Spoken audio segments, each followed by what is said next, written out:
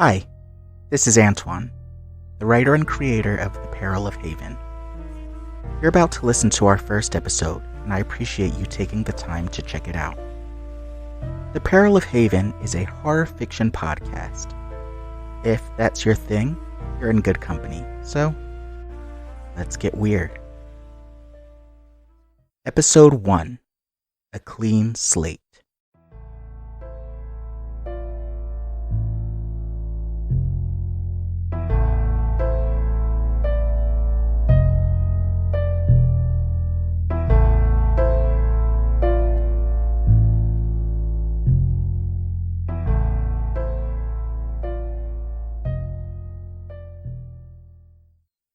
My name, apparently, is Demetrius Harris.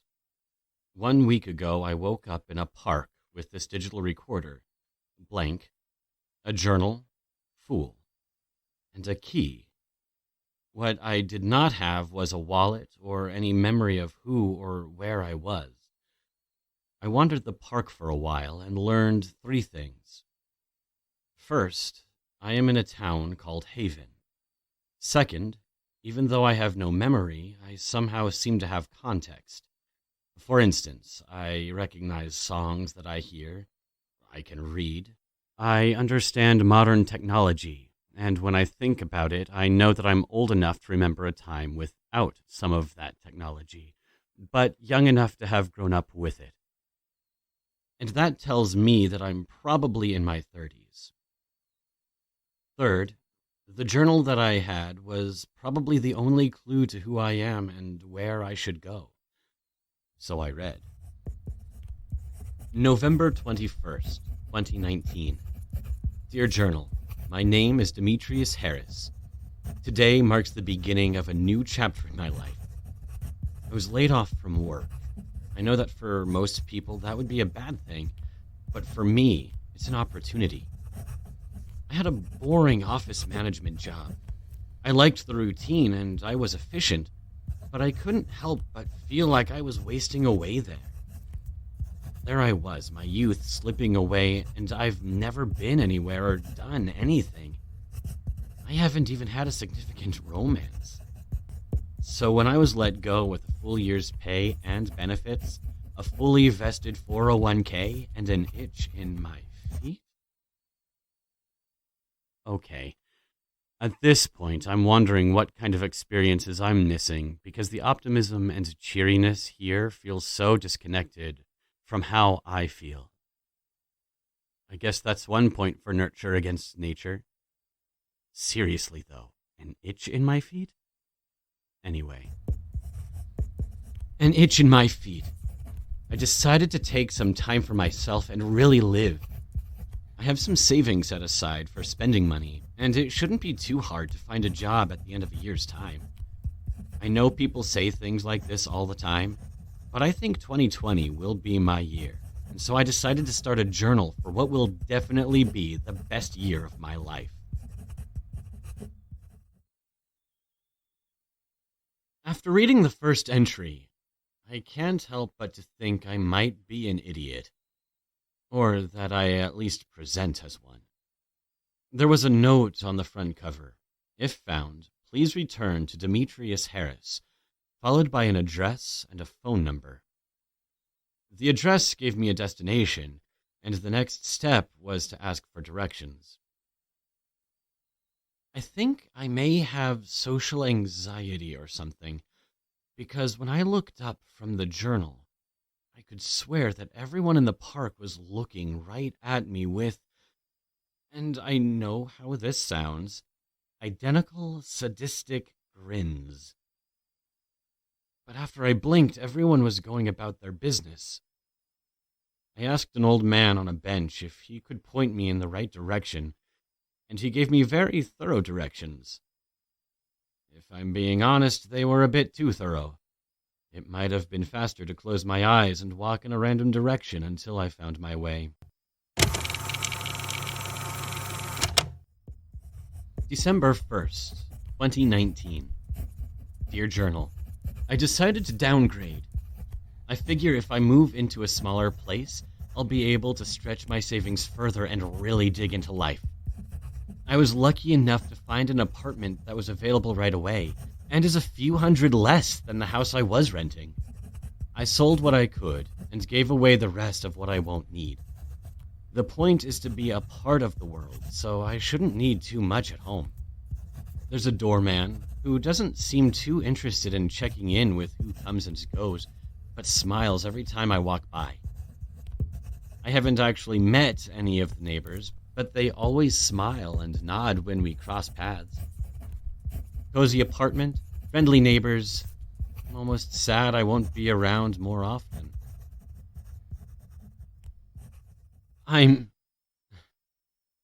This can't be the same place that I wrote about. Even as annoyingly cheery as I seem to have been, I can't reconcile where I am with the place described in the journal. There is a doorman, but if you told me that he had never smiled in his life, I wouldn't disbelieve you.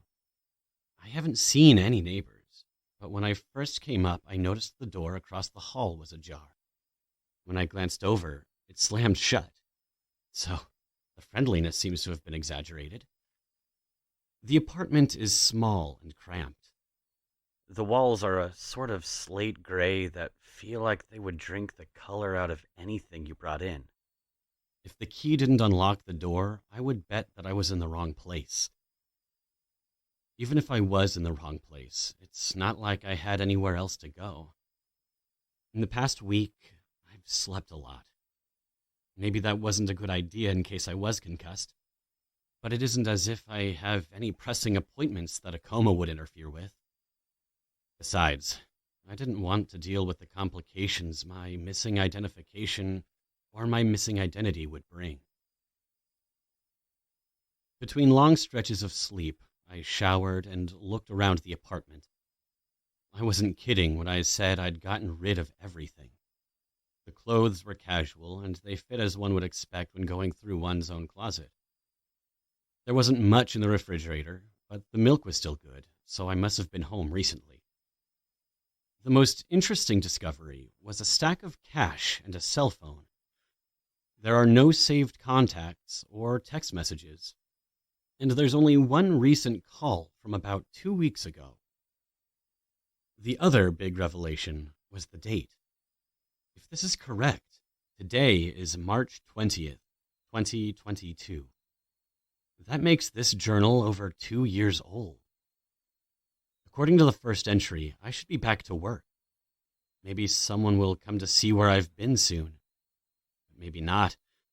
Between the suspiciously empty phone and the obscenely large stack of cash, I'm a little bit concerned about what I may have been up to. Having spending money for traveling is one thing, but this looks like I may have been planning on disappearing for a while.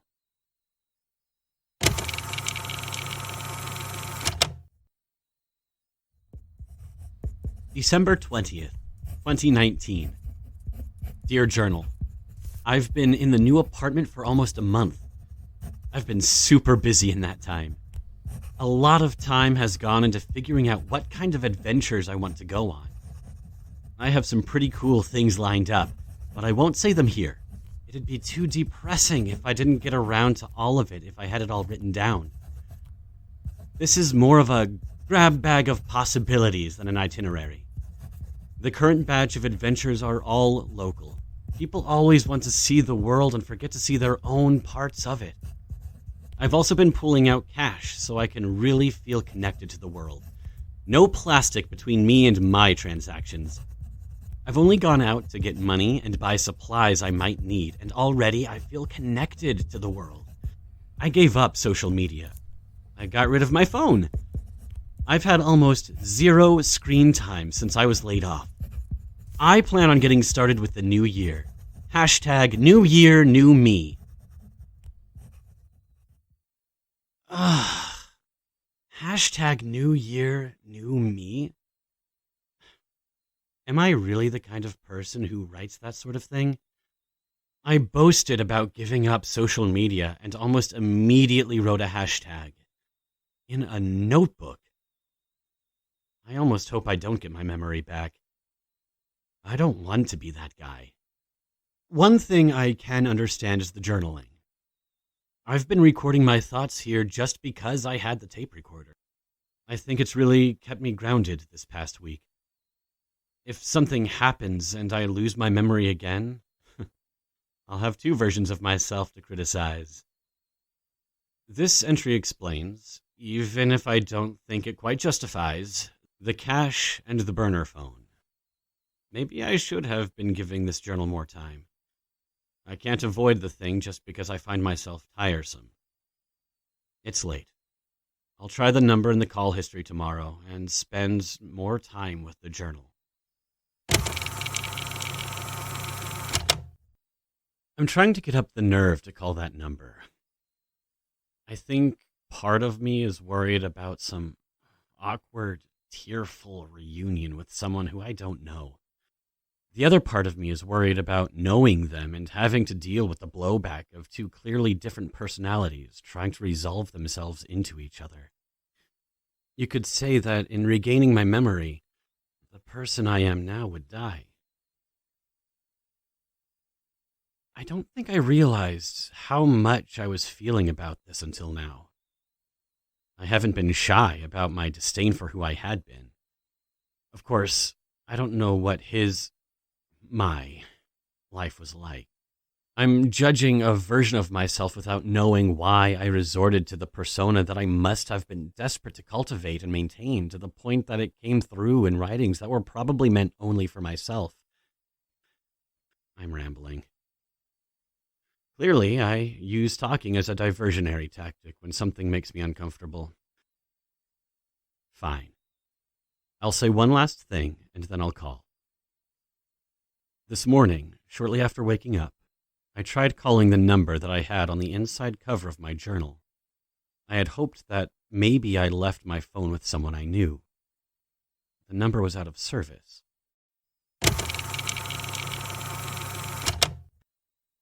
Today was uncomfortable.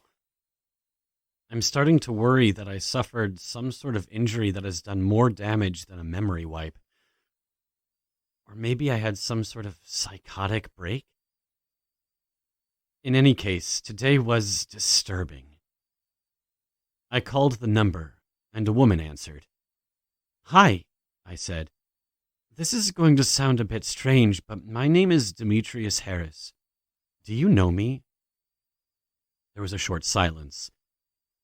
"I've been waiting for your call," she told me. "I didn't expect you to keep me waiting so long."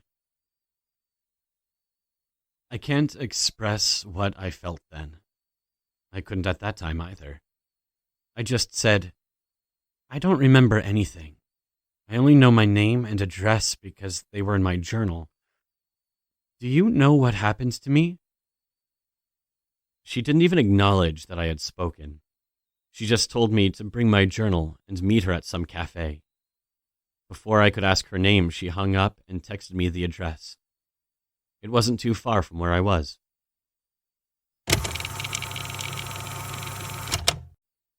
The walk to the cafe was pretty uneventful. Occasionally, I thought I saw some of those same hostile smiles that I saw at the park last week. I pushed those thoughts aside, figuring that I'm on edge and responding poorly to friendly passersby. Then I got to the cafe. She was waiting for me. She waved me over to a table with 2 coffees. She made a joke about not bothering to ask how I take it since I wasn't likely to know. I didn't laugh. She shrugged and got right to it. She asked, no, demanded, to see the journal and flipped through the pages. At this point, I could swear the cafe went silent. She asked how much I'd read. I had told her just the first few pages. She quipped that I mustn't be too keen on figuring anything out. I shrugged. She told me that was actually for the best. She suggested that I just follow along with it, maybe visit the places mentioned in the journal. I was about to ask her who she was and how she knew me, what credentials she had to advise me on the best way to recover my memory, when I noticed every head in the cafe had been slowly turning toward me since I handed her the journal. Every face wore the same sadistic smile. I looked over at her and she didn't seem the least bit bothered. I asked her, Are you seeing this? Am I just going crazy? She just smirked, slid the journal across the table back toward me, and sipped her coffee. Before I could press her, people started standing up. I snatched up the journal and I ran. I thanked whatever power there might be that the cafe was so close to my apartment and that the route was so straightforward. Every face turned to watch me go by. On some, I couldn't miss the smile, but as far as I know, most of them were just wondering why I was running so fast. It had to be obvious that I wasn't out for a jog, and who knows what kind of sounds I might have been making. I didn't stop running until I walked into the apartment building. The doorman, as usual, didn't smile. I could have kissed him. I almost cried. I have never been so happy to see someone not smiling at me. I slowly walked upstairs. You couldn't have paid me to get into an elevator just then. The idea of possibly being trapped in close quarters with another person just... Anyway, I went upstairs. I started to unlock my door when I heard a loud creaking. I looked up, and every door in my hall was slowly coming open. Every single one. Out of each door poked a head, each face with that deranged grin. I dropped my key, of course. Fear affects your fine motor skills. I get the door open, rush in, slam it shut, and lock it. I grabbed a knife out of the kitchen and sat, watching the door. When I fled the cafe, it was a little after noon. For hours, I could hear slow, rhythmic footsteps going up and down the hall. At no point did they stop.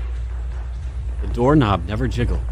They just walked back and forth until the sun went down. That's nearly 7 hours of just pacing. Then I heard what had to be all of the doors simultaneously open, then close. Silence. I sat and I waited. After about an hour, I peeked out of the door.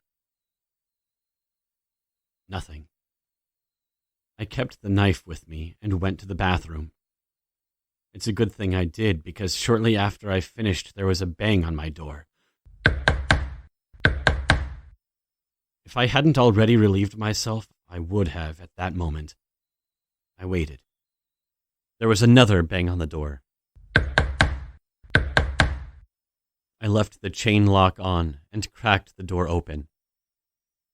The door across the hall was open, and a little old lady stood in front of my door looking furious. At least she wasn't smiling. "Look here," she told me, poking my stomach through the thin opening in the door. "I haven't had any problems out of you before. You come, you go. No weird noises or smells. You were my favorite person in the building, even though I never saw you. Probably because I never saw you. But all that racket earlier, it just ain't right. Get back to being quiet, or we'll have a problem." She looked at me with the most stern expression. This lady came no higher than my chest. She was wearing a nightgown with a smock over top of it and slippers. Before I could respond, she quickly tottered away and slammed her door. I slowly closed my own door. Then I slid on the ground, and I laughed. I laughed so hard that I cried. I think at some points I was just crying, but I'd go back to laughing. It was just so absurd. The weirdness of the day, and then this little old lady who looked like a piece of old ginger root comes yelling at me about noise. I think I'm going to sleep.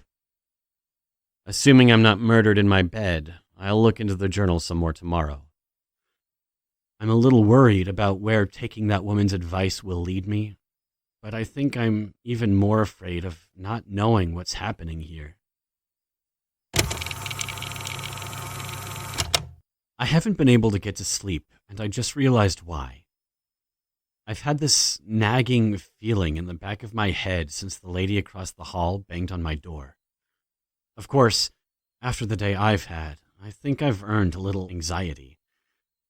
But just as I was about to finally close my eyes, I realized the woman from across the hall who banged on my door was not the same smiling face that stared at me when I first got home. I don't have the energy to examine that piece of information right now.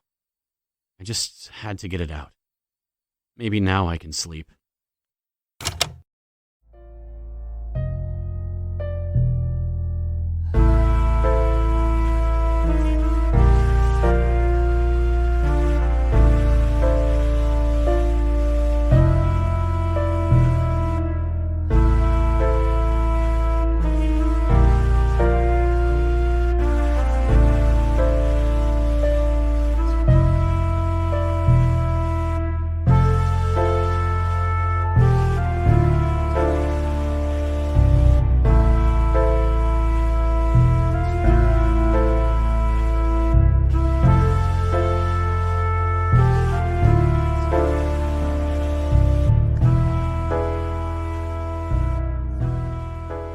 That was The Peril of Haven, released on the first and third Mondays of most months.